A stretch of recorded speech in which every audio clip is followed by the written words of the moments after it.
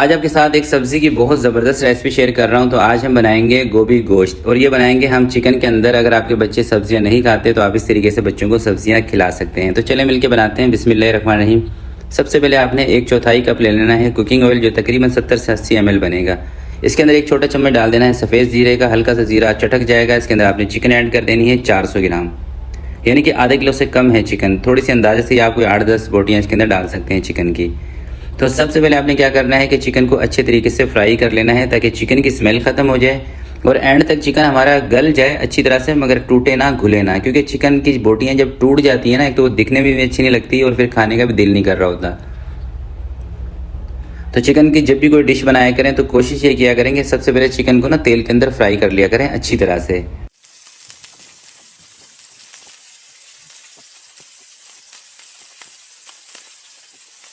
दो से 3 minute chicken जब आप अच्छी तरह से फ्राई कर लेंगे, उसके बाद आपने इसके अंदर आधे चम्मच के करीब डाल देना है नमक, और साथ में डाल देना है इसके अंदर अदरक और लहसुन का पेस्ट। ये 1 छोटा चम्मच डाल दें या आधा बड़ा चम्मच डाल दें। अब दोबारा से आपने चिकन को अच्छी तरीके से फ्राई करना है अदरक लहसुन के साथ और नमक के साथ। पहले हमने जीरे के साथ चिकन को फ्राई किया था, अब दोबारा हम इसको कर रहे हैं अदरक लहसुन और नमक के साथ। ये दोनों प्रोसेस करने का मकसद सिर्फ एक ही है कि चिकन की स्मेल ख़त्म हो और ये बोटियाँ हमारी अच्छी तरीके से जानदार हो जाएँ, एंड तक टूटे ना।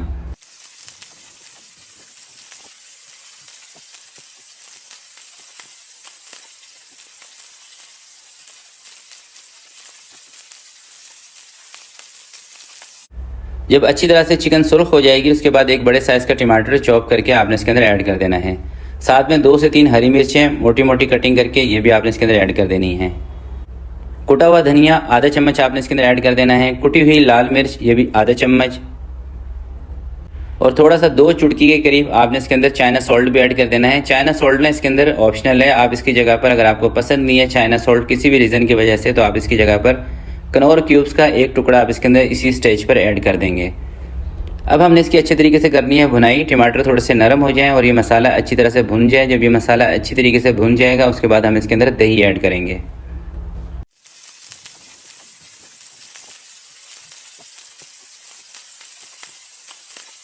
तो अच्छी तरीके से मसाले को भूनने के बाद कोई 4 से 5 चम्मच के करीब आपने इसके अंदर दही फेंट के डाल देनी है।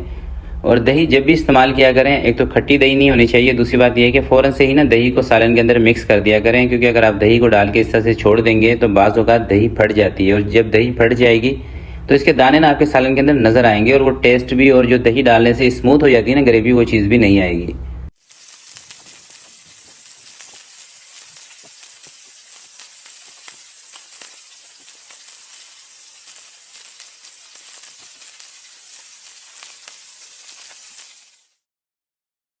तो दही डालने के बाद 3 से 4 मिनट अच्छी तरीके से इसकी मैंने भुनाई की है। अब इसके अंदर हमने 1 अदद फूल गोभी शामिल की है, जिसका वज़न था ½ kg, यानी कि 500 ग्राम का एक बड़ा सा फूल था फूल गोभी का। उसके जो डंठल थे हरे वाले, वो आपने निकाल देने हैं, क्योंकि वो बाज़ औक़ात ना गलते नहीं हैं। ठीक है, 1 टुकड़ा आपने लेमन का रस भी इसके अंदर निचोड़ देना है। इससे यकीन करें बहुत ज़बरदस्त टेस्ट हो जाएगा।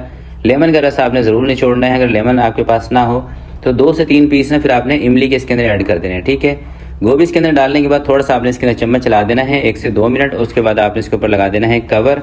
10 से 12 मिनट आपने चूल्हा कर देना है हल्का, और इसके अंदर पानी शानी कुछ नहीं डालना है, क्योंकि गोभी ने अपने ही पानी छोड़ना है। ठीक है, चिकन भी हमारा गल जाएगा, गोभी भी गल जाएगी। 10 से 12 मिनट के लिए कवर लगा के इसको हम रखेंगे हल्की आंच पे। बस इसको मैंने अच्छी तरीके से कर लिया है मिक्स, और अब इसके ऊपर लगाते हैं कवर। मगर उससे पहले ना थोड़ा सा बारीक कटा हुआ धनिया भी आपने इसके ऊपर इसी टाइम पर डाल देना है, ताकि जब 10 से 12 मिनट तक हम इसको पकाएंगे तो धनिया का भी फ्लेवर ना इसके अंदर अच्छी तरीके से रच जाएगा। ठीक है, इसको कर लेते हैं मिक्स धनिया को भी अच्छी तरह से।